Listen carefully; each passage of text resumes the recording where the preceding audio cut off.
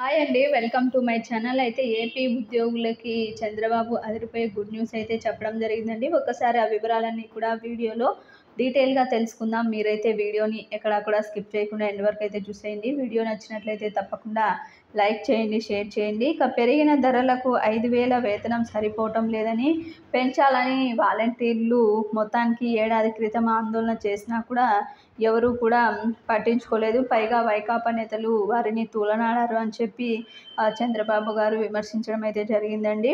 అదేవిధంగా మొత్తానికి వాలంటీర్లకి నచ్చకపోయినా ఏ ఉద్యోగము దక్కని పరిస్థితిలో ఈ ఉద్యోగం అయితే చేసుకుంటున్నారని, వారి కుటుంబ పోషణ ఏ విధంగా 5,000తో సరిపోతుందని ఆయన ఆవేదనను అయితే వ్యక్తం చేశారు.